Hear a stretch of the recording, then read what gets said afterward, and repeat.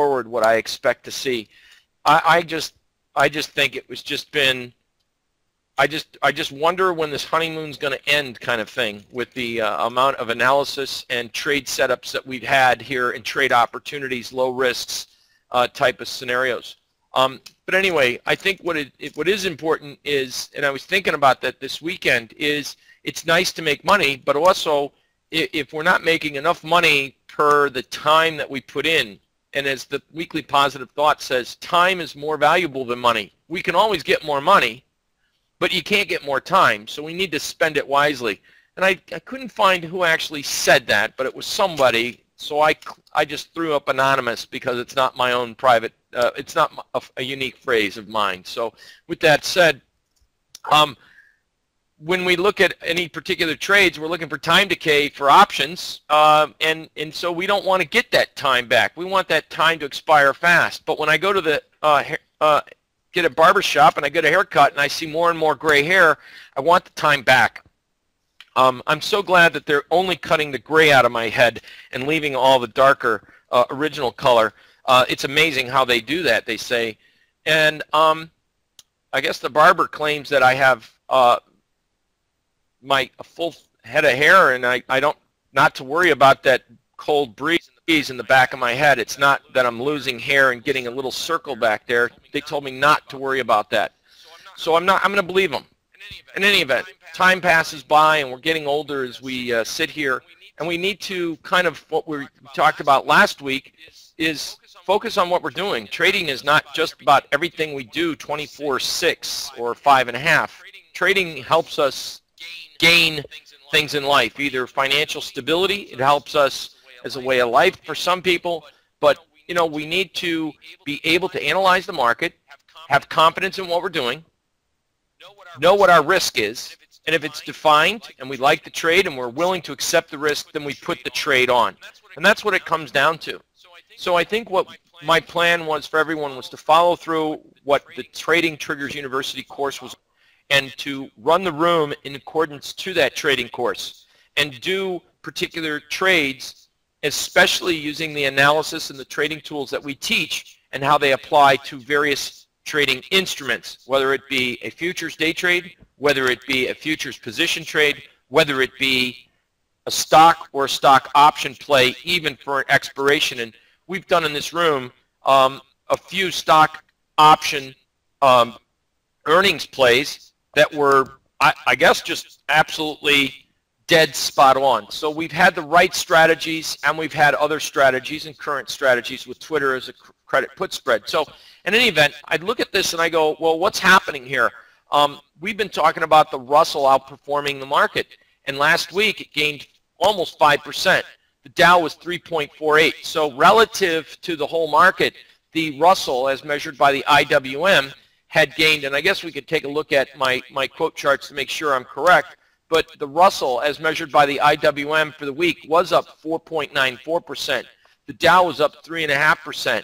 When I go down the list, I go, wow, what was up 19%? It was the Baltic Dry Index, which does make wild swings. So it's up 20%, down 50%. I mean, it's all over the board. So you can't really look at one versus the other. But the fact is the Baltic Dry Index is one of the indexes that I do follow, and it's very strong. So if the Baltic Dry Index is starting to gain traction, I have to anticipate that there is business, and there is shipping, and there is commerce, and there is manufacturing, and therefore I do not believe that the complete story that Europe and the global economy is contracting. When we see an expansion in the Baltic Dry Index, it tells me that something's coming down the pike. Transportation, though, here in the U.S., the combined transportation in the NASDAQ was only up 3.5%. The bank sector was up 5.5%, but it was the regional banks that we've been promoting and at least telling people to focus in on small cap and regional banks, small cap stocks. And so I think our analysis has been kind of, if you're managing a portfolio, absolutely dead spot on.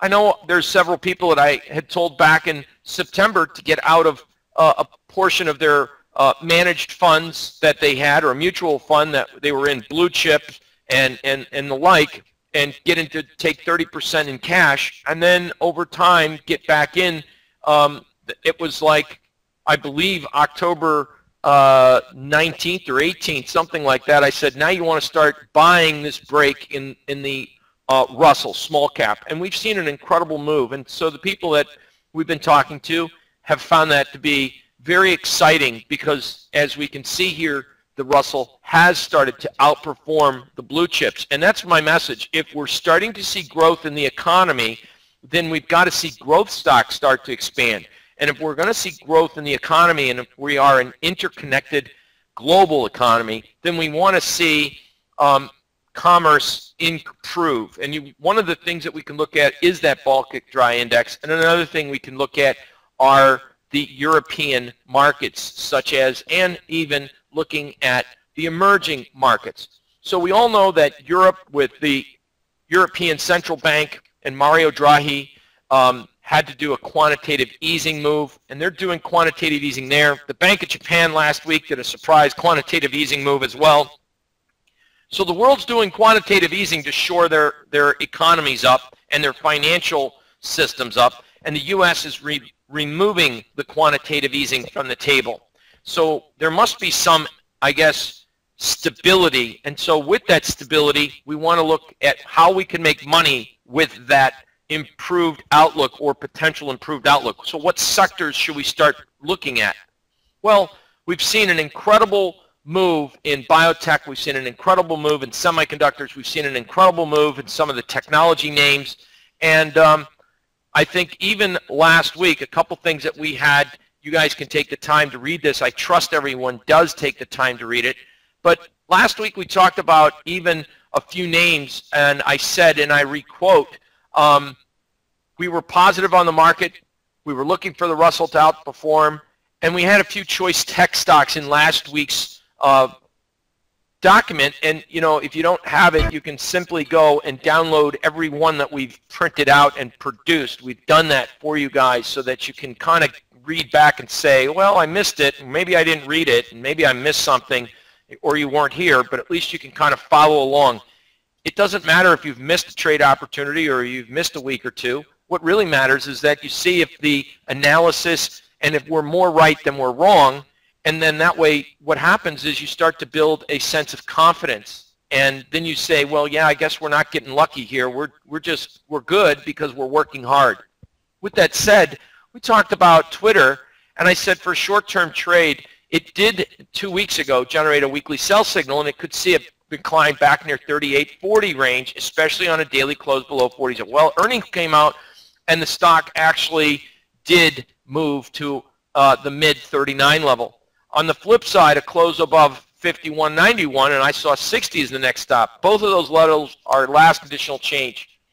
So the market did get down to that 38.40 range, and what did we do? We took action by implementing a trade setup the other day in the room, a credit put spread, and we were filled.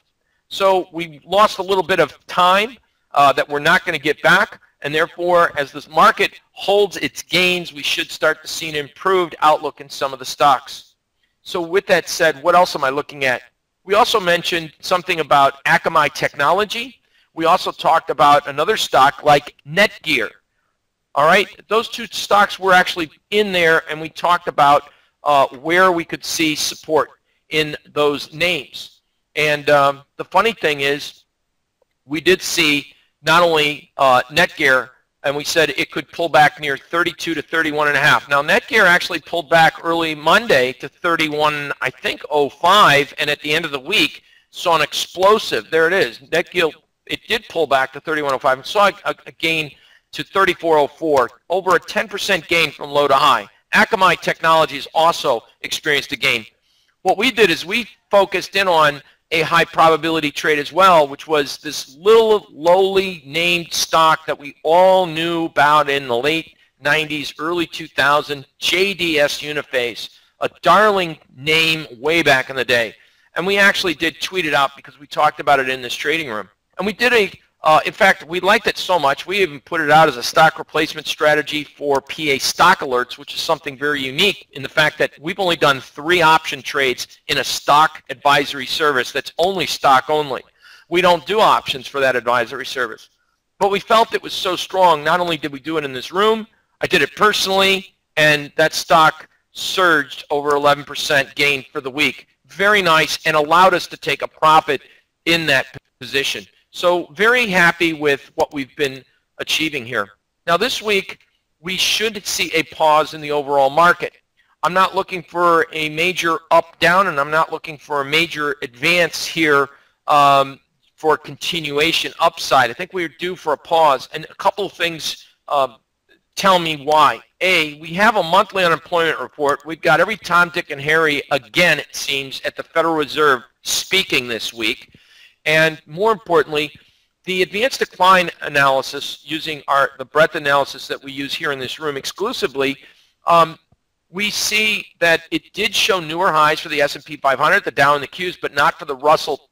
Oops, that should be 2,000, not 200, and the NYSE. Now, I understand the NYSE because of the fact the NYSE has bond funds and preferred stocks, which are interest rate sensitive, which people were on edge about when the Fed's going to, if they're removing quantitative easing, the next phase is start to raise rates. So you go from ease to pause. It's kind of like trend consolidation, and you're either going to reverse the trend or resume the trend. And I think in this situation, we're going from a strong trend of liquidity to now a pause in that liquidity, and we will reverse that trend with a rate rise over time, and probably within the next 12 to 18 months. Remember, the markets are all about forecasting, and the markets will be ahead of themselves.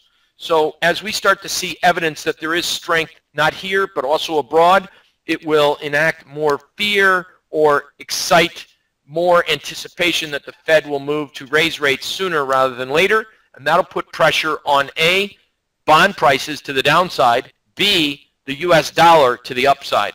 So with that, in that concern, there are the things that we need to really kind of focus in on. And there are instruments that we can take exact measurements of how the global economy is doing, and we talk about that here each and every week in this room, and we'll get to that in just a minute. Now, for the month, I'm still very excited, not just for the month, but also for the end of the year, and I still think that the reason why the Russell 2000 did not see a new high breakout is because it was so far down on the year, and it has not made new highs in price, nor has it made new highs in the advanced decline. But one thing that is very, very, very positive about the Russell is that the Russell, as I can go, and a picture speaks 1,000 words, so let's just get right into it. The Russell itself, in looking at our analysis, not only did it have strong breadth, which we refer to as the advanced decline analysis, on several different time frames, but it also, most importantly, had incredibly strong volume. As you can note here, the volume as measured by the on-balance volume indicator, both on a weekly and on a daily basis. The weekly might be a little hard to see, but I'm going to zoom it up for you, and I'm going to note that the weekly, both the breadth analysis, which is the advanced decline right here, again, this is a weekly chart, had a nice breakout over a longer-term moving average. In fact, it took out the previous peak's level by a bit, barely, but it did. And so when you take a look at it, it confirms that this strength is good. Next, it also saw a nice breakout in volume above a weekly moving average. And we're entering that seasonally strong period of time, so we're still looking at more continuation to the upside in the Russell small cap. So dips will be bought. Keep focused on the Russell, the IWM. If we get lucky and if we get pullbacks, and I would say pullbacks somewhere near in the IWM, the 112.5 area, that is not too far away. It's 4 handles in the IWM. If we do get a pullback somewhere near 112, oh, incidentally, it happens to be this month's monthly pivot.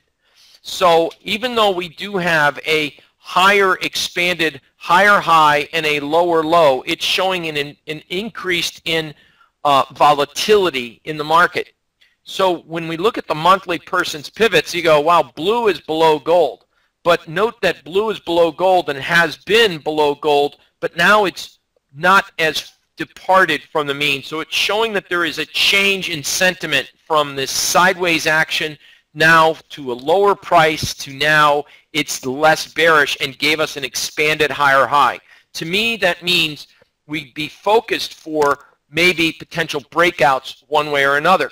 So which way do you figure? Well, we turn to the other technical tools to measure the strength of the move.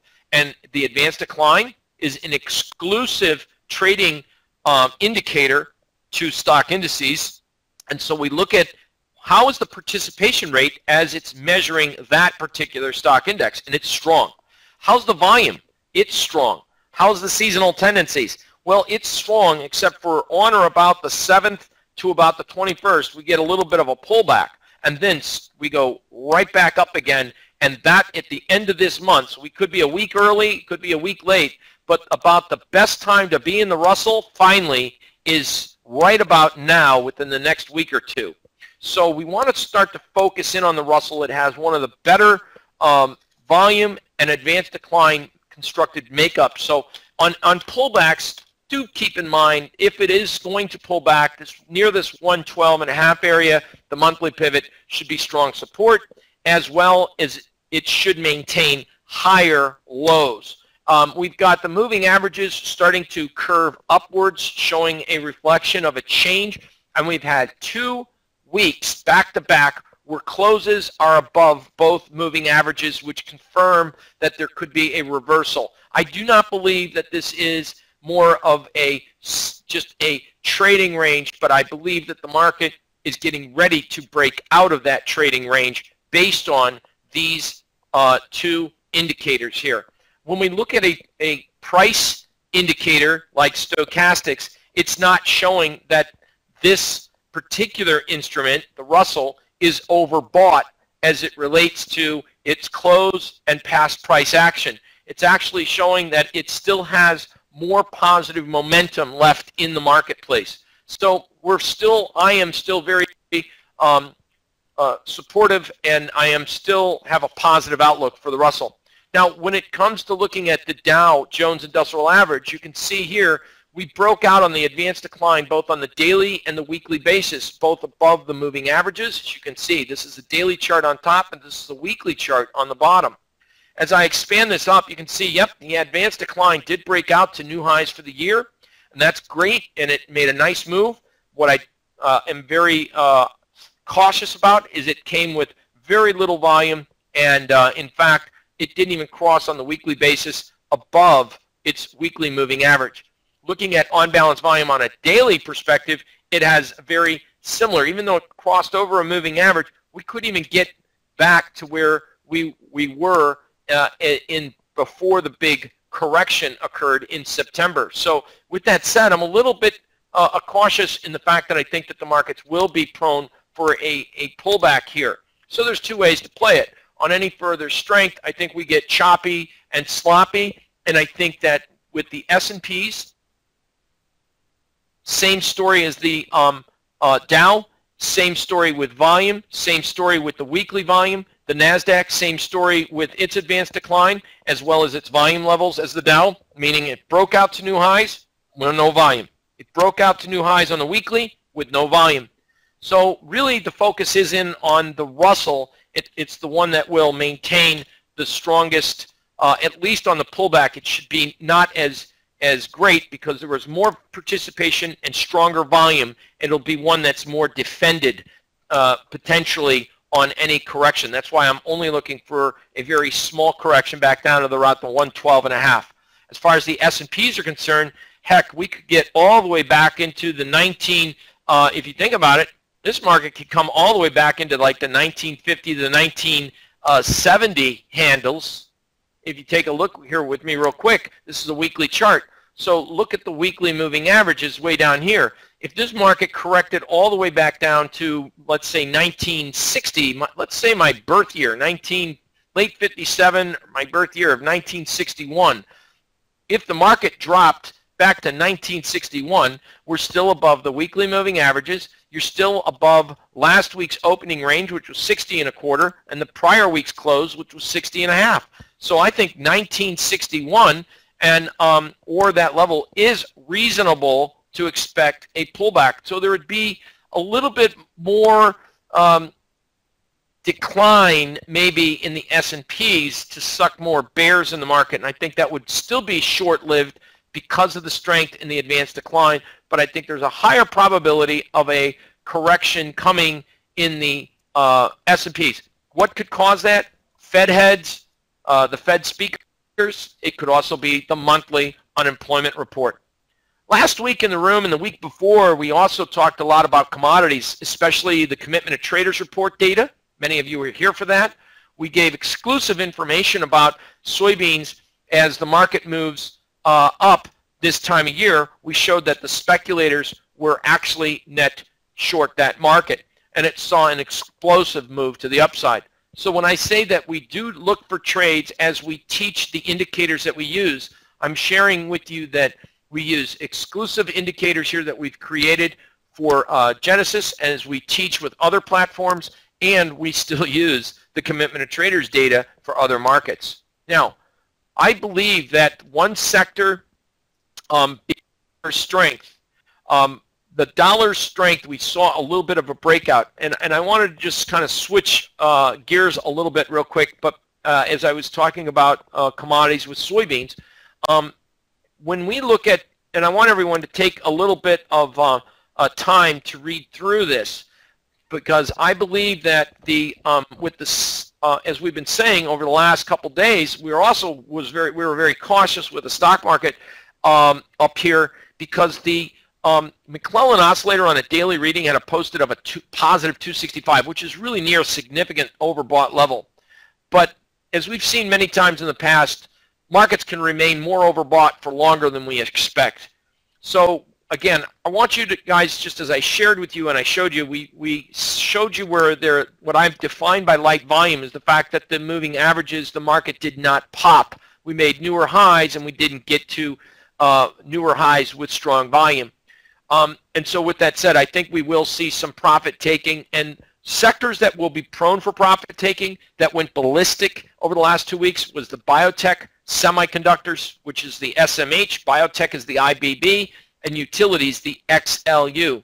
Those three sectors could be due for a pause. I would say the right strategy could be not with, as you were all, if you have had options training, you know that when you sell low implied volatility premiums, you don't get what you should, so people will switch and buy premium and buy vertical spreads, and sometimes you have to give up the theory for the condition of the market.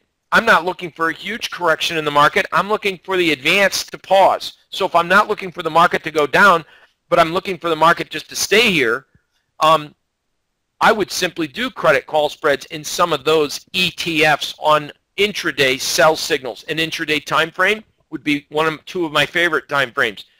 The 240-minute period, which is 4 hours, and the 60-minute, 1 hour. And look for those type of sell signals, meaning look for PPS sell signals on those three sectors. Also the transportation sector as measured by the IYT. Those are all tradable ETFs, and they're fairly optionable, which means they do have decent option volume and open interest. Sectors that I think we can see to support and are extremely oversold, as we've talked about last week, was the XOP, as well as I think there's a lot more room to run for the consumer discretionary sectors as measured by both the XLY ETF and the XRT. Also, the financial sector. We talked about the banks, but we've more importantly talked about regional banks, which really got outperformed the market. But one sector that did not outperform, that is a part of the financial sector, is the insurers, and that's an ETF called the KIE.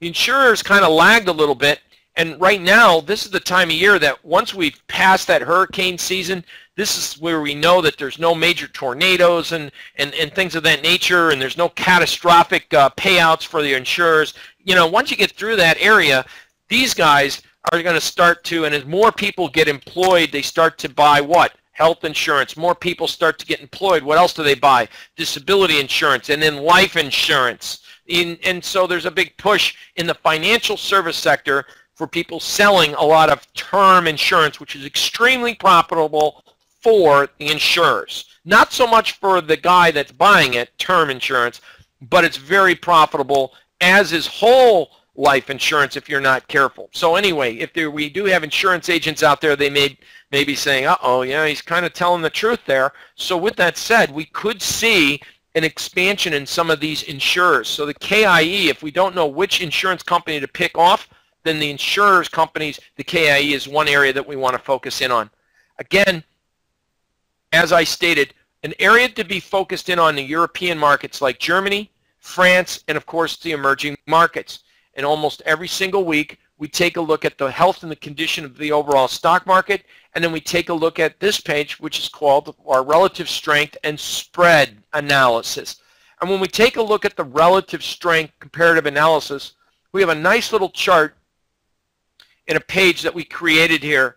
And as you can see, back on July 3rd, before the whole European, something happened in July. On July 3rd, that's when we started to see a disconnect between most of the global economies, especially the European economies. We noted that from that point, we've seen the S&Ps rally, which is in green, and you've noted that through this prior time period, they've almost ran in sync, in tandem, trending together.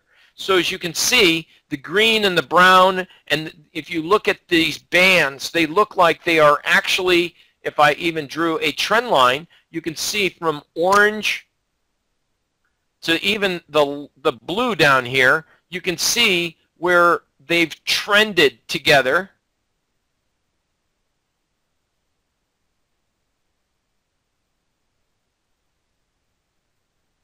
And for the beginning of the year, I mean, they went down together, they went up together. They kind of went down, up, down, up, down, up. They got, and it was right about July 3rd. Something happened because that's when we had the disconnect. And as you can note here, we started to see a major shift, especially what happened in Germany. Germany, France, and Italy all started to disconnect. We have this huge gaping spread between what happened with Germany, France, and Italy to the U.S. markets, especially the S&P 500. So if we are a global connected economy, then we are going to start to see the emerging markets, the EEM, which is this purple, and it is now positive on the year, but we also don't want to watch the EWG, which is the German ETF that tracks the German stocks, and then also we could take a look at the EWQ, which is the orange, which tracks the French markets. And of course the red, or this maroon red, deep red, this EWI, which happens to be Italy. So ILF is the Latin America ETF. It's even performed and now positive on the year. So Latin America is positive on the year. I would suspect we should start to see these segments, these ETFs, start to return to more positive nature. So if that's the case, then like I said earlier today, and why I wrote about this, we can track to see exactly how strong things are going forward. So we have a lot to cover in the month of November. We have an election, we have monthly employment, we have President's Day, we have Thanksgiving, we have Cyber Monday, we have the day after Thanksgiving. There's a lot of major seasonal things that happen in the market. The typical first couple days of a new month bring in new fresh pension fund money. So I would imagine we might see the market just kind of hang here. We might just see the market, I would say for me, with the S&Ps, as we get close to the 2020 to the 20.25 area, we want to look for some selling opportunities. As has been happening traditionally, these are trades that will probably occur in the European session. And we'll probably see the markets go up during the U.S. session, down during the night session. So one thing that I would alert you to is to hold positions towards the close and maybe use options on the ETFs as they relate to the indexes, like the spiders, that you can look to buy maybe some put options for short term on any further strength and hold them as a swing trade 2 to 3 days. Use your options training, as we've taught you, to understand which option you should be in, especially for the period length of time that you're looking for a trade to occur. In other words, if you're looking for a swing trade for the next 2 to 3 days or an overnight trade, you'd want to use a close to the money high delta, like an 85 delta or negative 85 delta to understand it would be a put. If you did not take the options course, may I strongly recommend you take the options course quickly. And that, my friends, concludes today's session. For today, just in summary, I included November spread trades, Aussie dollar versus the yen. We also look for an intermarket, the hogs, the June of 2015 hogs versus the Feb. That's a bear spread in hogs. You enter that in the next couple days. Also, you look at a bear spread in wheat. You're selling March wheat, but you're buying the further out July wheat. You're selling the March wheat, which is the next 2 months or 2 contracts out, right? So you've got the Dece wheat, you want to do March wheat. Sell March wheat of 2015, buy July wheat, and you're in that trade for an awful long time. But this is the spread trades that start for the month of November that have about over an 80% probability of success rate through the life of history of those spread analysis that we've done, that I've put together for you. One other thing is you may want to look here is I am actually watching for a daily buy signal in the British pound, which actually tends to bottom in mid-month in November and rallies through year's end. And as always, if I see something we discuss in this room, I'll tweet it out to you. But I'm not going to tweet specifics out. It's not fair for those clients of ours that spend their time wisely and visit with me. We will only be tweeting out, not specific trades anymore. I'm only going to be tweeting out, hey, we got this trade that we talked about today, and you may want to visit the trading room, and you can come in and say, hey, what did John talk about? So we'll think about that. But our tweets, obviously, we've improved on, I think we've improved our communication skills to people as I believe now something happened. So we must be doing something right or have a few followers now. I couldn't believe this. 44,000 people are following me. And so obviously the work that you and I do together in this room, and you guys really do challenge me to do better, because I really try to provide great trade insights for myself and for yourself. And you know, to be honest with you, obviously we're doing something right, because that's a lot of people out there. So I think it'd be best and behoove us to not get tricked out of trades, number one, or number two, if I send a tweet out and you know there's not a high volume stock option play out there, and we get beaten out because I gave the information out to too many people, we may not get filled, and that, my friends, is not the purpose of the trading room. So for selfish reasons, we will look to do that. So with that said, that concludes today's planning and scanning. I know it went a little bit overboard, but you know, here's a funny stock. I talked about HCO, MarineMax. And MarineMax is another small cap stock. It's the parent company for Sea Ray. They sell a lot of boats all over the world. Amsterdam, Venice, you see Sea Rays all over the world. It's crazy. So with that said, there's a lot of different stocks in the small cap world that are really starting to pop. And I just thought that we want to still remain focused on small cap and run scans, which we will be doing in the room. So for today, I would say as far as day trades, we'll talk about those.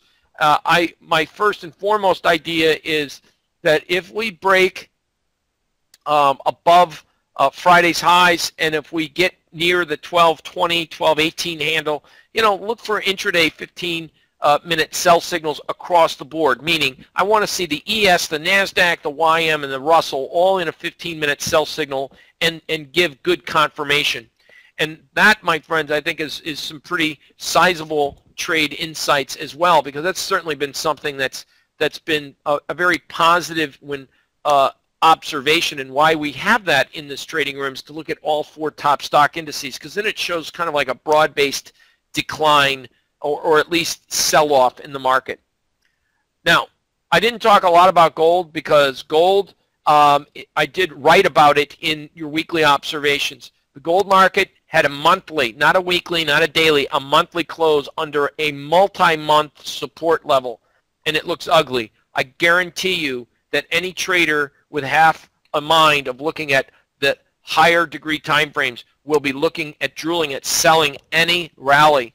The market broke down, the dollar broke out to the upside, and now I did make comments in that in your weekly charts. I was not impressed with the dollar's rally 2 months ago because it was in a trading range. But now, after 2 months of solid back-to-back closes above a 4-year range, you have to respect that for the dollar.